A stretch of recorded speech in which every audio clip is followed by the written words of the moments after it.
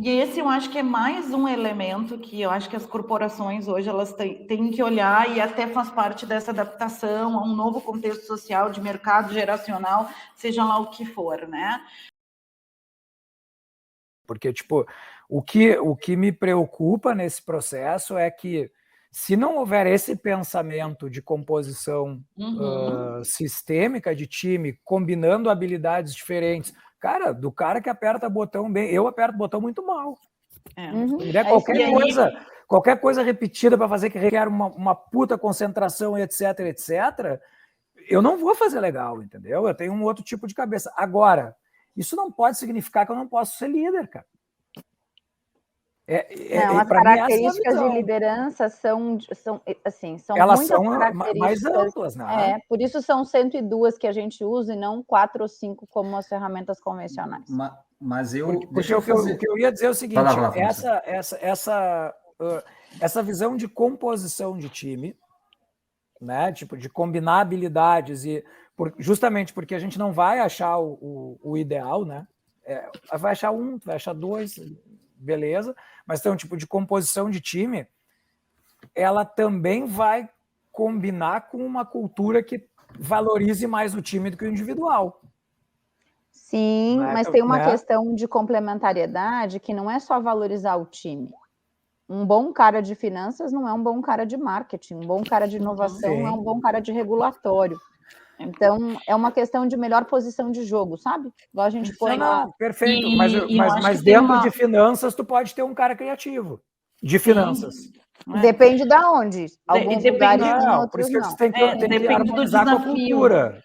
Tem que harmonizar com a cultura.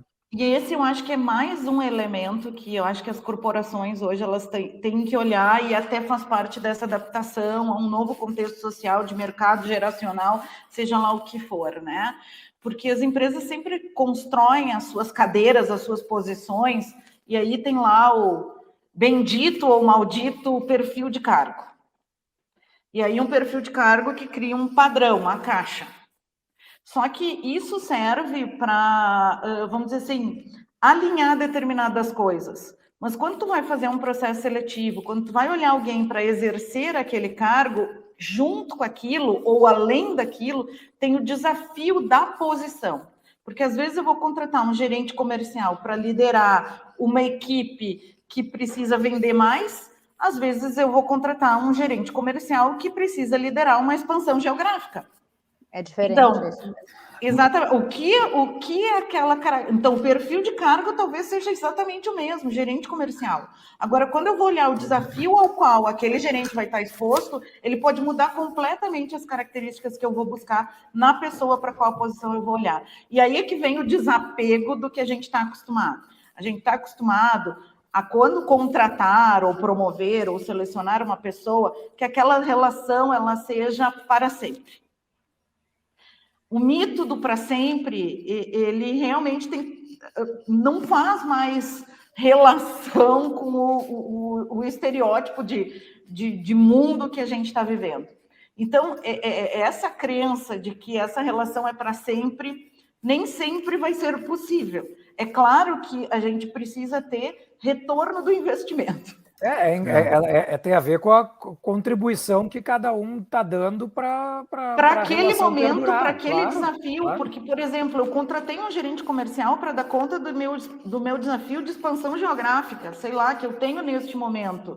E aí, 5 anos ele fez isso, cumpriu, e talvez dali eu só vá ter que sustentar, crescer, venda, mas, né? E aí vai me exigir outras competências que pode ser que aquela pessoa tenha e consiga desenvolver, pode ser que não. E aí isso é que a gente precisa trabalhar, discutir, conversar e entender que as relações são relações de sucesso para aquilo que foi contratado. E que foi contratado nem sempre ele é eterno. Uma coisa que para mim fez muito sentido, assim, mas eu sempre foi uma equação, assim, a gente tem discutido também muito aqui na empresa, e eu acho que aqui a Maria Cândida trouxe uma luz, assim, ao menos pessoalmente para mim aqui, que tenho visto isso. E aí eu preciso te falar uma coisa, senão não vou aguentar. Tem uma reunião marcada minha com a sua equipe para falar sobre esses assuntos amanhã. Ah, legal. Tá bem? E eu não sabia de nada disso, eu não sabia nem que você ia estar aqui. Eu falei, deixa eu dar um pouco de paz para o Álvaro. Tá bem. Mas eu posso fazer a pergunta daí? Claro, por favor. Não, não é uma pergunta. Eu acho que isso aí amanhã, agora, um pouquinho eu falei, o pessoal tem que assistir, o colegiado vai ter que assistir aí o nosso, porque está conversando muito também, assim, com os nossos dilemas. E uma das coisas, Maria Cândida, que tu trazes, que para mim fez sentido, e, Marcelo, a gente discutiu esses dias também sobre isso, o nosso contexto aqui de cultura é exatamente a busca por um ambiente autogerido, onde as pessoas sejam proprietárias, enfim, das decisões, que o ambiente permita isso, e claro, nessa caminhada tem N componentes, assim, desde a liderança, as pessoas, nós, nesse processo, teve um momento que eu enxergava tudo isso e dizia assim, e lá atrás as pessoas aplaudiram, via de regra, as pessoas que estavam, vamos lá, né, ganhando poder aplaudiram, num primeiro momento. As pessoas que tiveram uma sensação, assim, de subtração de poder, tiveram resistência. Com o passar do tempo, todo mundo se desconfortou, porque aquelas pessoas que estavam sendo convidadas a assumirem seu papel começaram também a ver que a escola da vida ensinou elas a sempre ter alguém que dissesse o que fazer, quando fazer, como fazer e o que fazer, né? Tem todos os 5W, 2Hs, né? Tinha alguém que fazia isso. E aí a gente começou a se dar conta que algumas pessoas começaram a transitar muito bem nesse convite, outras pessoas começaram a ter muita dificuldade nesse ambiente, não importando as pessoas que foram desconfortadas ou não. Né? Lembrando que teve um momento que todo mundo ficou desconfortável nesse processo. Né? Piorou antes de melhorar. Mas o que a gente viu é que algumas pessoas começaram a navegar muito bem, fluir muito bem nesse convite, outras começaram... E aí, teve um momento que eu me dei conta que...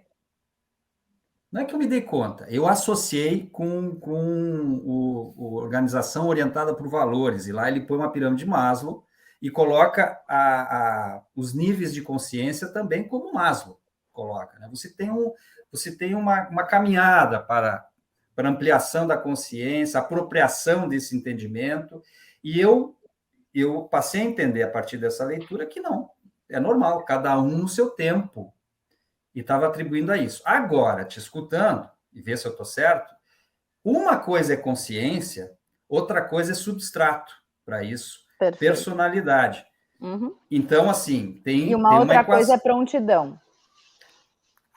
Porque eu posso ter substrato, mas ainda não ter prontidão. Então, você mas a prontidão, para mim, na minha opinião, a prontidão está lá na construção da personalidade que tu mencionou. Isso, para mim, é o substrato. Não? A construção da personalidade é potencial. Você pode ter um alto potencial para ser um gerente, um CFO, um presidente. Mas a sua prontidão está baixa, porque a sua personalidade foi formada na primeira infância. Então, uma vez formada, tem exceções, mas via de regra ela não muda. O que muda ao longo do tempo é a prontidão que tem a ver com bagagem, com repertório, com experiência, com domínio técnico. Então, eu gosto de usar o exemplo... Você pega um estagiário com potencial de presidente, mas a prontidão dele é zero. Ou muito baixa. Ao longo do tempo, a prontidão vai aumentando para ele alcançar o potencial máximo que ele tem. A prontidão, e eu já te passo, Fernanda, a prontidão conversa mais, então, com ampliação de consciência do que com... Isso. Tá bem. Não, tá bem. Eu trouxe um componente novo, tá, Maria Cândida? Eu ia brincar que... Na minha equação.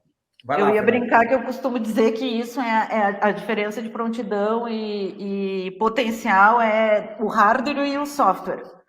A personalidade é o hardware, a prontidão é o software. Então, assim, às vezes tu tem um hardware enorme que está com pouco software instalado. Então, ali a questão é instalar software. Agora, quando o hardware esgotou, não tem mais como, né, colocar mais software ali para dentro.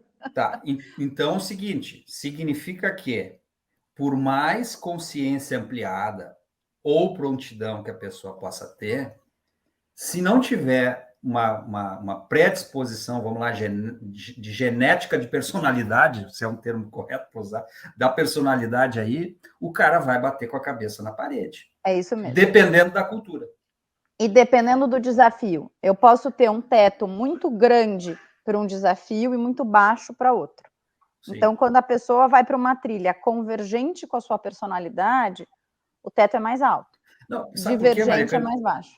Por que eu estou falando isso? Porque, às vezes, as soluções das organizações exatamente estão nessa coisa da prontidão, de entregar em capacitação, de entregar em conscientização, de entregar em reflexão, e tudo isso é absolutamente necessário, mas, quem sabe, involuntariamente, negligenciarem esse outro aspecto que tem a ver com a coisa do casamento da personalidade com o desafio. Sim. A gente tem agora um Sicredi, que o presidente teve esse mesmo insight que você, e ele está trabalhando com 90 mapeamentos, exatamente agora, porque ele falou, eu estou descobrindo que eu estou dando muito em ponta de faca. E aí, justamente porque entendeu.